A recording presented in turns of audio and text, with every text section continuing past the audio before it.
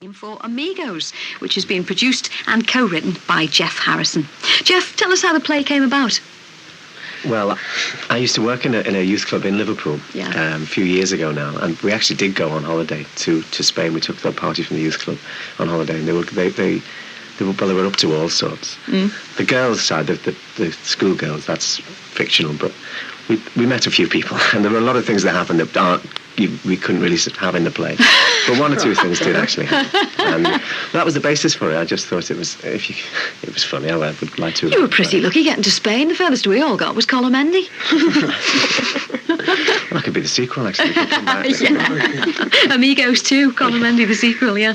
Now, you've already performed it, haven't you?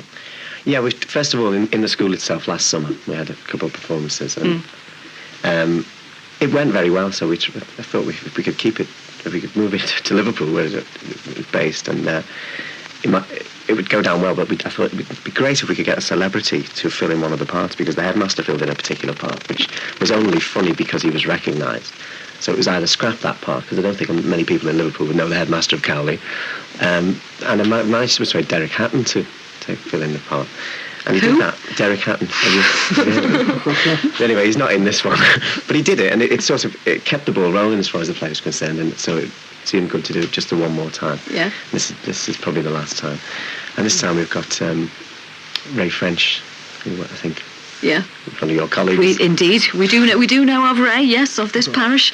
Now, Darren Glover and Joanna Smith are two of the cast, and they're here too. Now, tell us a little bit more about the plot, Darren. What goes on? Well, it starts off late with the lads from the youth club, and it introduces them how they're supposed to be, and then it introduces all the girls' school, how they're supposed to be, and they're completely different. And then Act 1 shows the differences between them on separate parts of the stage, and that, but Act 2 gets them together. Like, it's really good when they get together. That's all I'm saying. When they get together, I love that sentiment again. I always say it to the phone-in listeners when they phone in, get together. And you just took you so we can hear your lovely accent a bit more. Can you be a bit more matey and get round the one microphone that we've got? If it was all that was left in the second-hand shop. Now, it's all about class and culture, which is it's a very interesting topic, that, isn't it? Yeah. Do you tell us a bit more about that, Geoff? Perhaps I'll address that question to you. It is all about class and culture. Well, in a way, but it is an entertainment, really. I think primarily it's an entertainment. It's a musical, and the songs are one of its main strengths. I think that last time we actually had it reviewed in the Daily Post, and I think the lady who reviewed it was looking at that aspect of it a little bit too much, I think, personally. Although it is... Yeah, it definitely is, in the sense that the boys are from a different class to the girls. It doesn't really sort of hard-hittingly make that point over and over again. It's just as a fact within the play. And it is a fact that they can get together while they're in Spain. It doesn't matter. Their backgrounds don't matter in terms of enjoying themselves. It's only when they start to think about coming back to England that it starts to matter. Just a comedy, really, isn't it? There's a bit more than that, Darren. Well, you're nodding your head sagely there, Joanne, to backgrounds don't matter. I mean, how difficult is it to play, public school pupil, for instance? Well, it's not very difficult. No, only right, joking.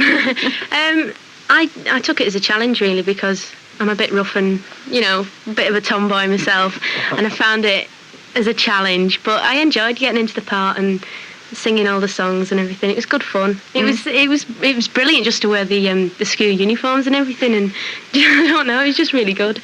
It sounds like you've had good fun. Any dramatic ambitions? Yeah, definitely. I thought I detected some. I'm going for an audition down in London next week. I'm keeping my fingers crossed for that.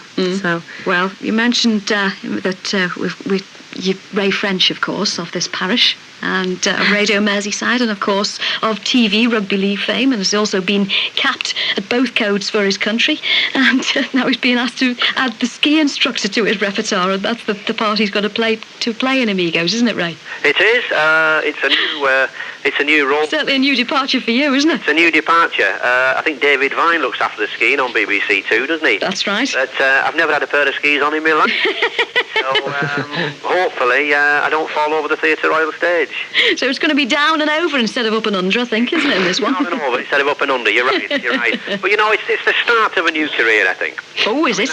This is very confident. When I was a fairy in the primary school play, that Christmas panto, and I progressed from that. I then became a spear spear bearer, and I've waited 30 years for my next book. And who knows, this could be it. It certainly could. Pity Morecambe and Wise still isn't going. You'd be on that in a Well, flash. I've got Alex Murphy with me on Saturday night, or else we probably could do Morecambe and Wise. But I'm still trying to persuade him to appear. What sort of role is it, Ray, that you're playing? To be quite honest, I haven't a clue. I believe I'm a ski instructor who actually comes into contact with this school party up there in Switzerland. And apart from that, I couldn't tell you very much, but you've got to come along to see it and see what I'm doing. Now, this is your old school, isn't it? It is my school, yeah. So you've got a vested interest. So you're going to be even more up for critical appraisal here, aren't you? Oh, I've got to learn my lines. I believe I've got one line. You know, it's a step up, isn't it? From a fairy to a spear bearer to one line in 40 years. I'm not doing too badly. Well, don't give up your day job, eh? No, I won't do. All right, Ray, nice to talk to you. Bye-bye to you. Bye-bye to you. Well, of course, where can we see Ray and the rest, Geoff? Well, I was a bit surprised there because he told me he was only 21. The history of the stage. Where can When can we see it and where? It's at the Theatre Royal St Helens on Saturday night, this Saturday, the 7th of December, for just for the one night only. Be there or be square.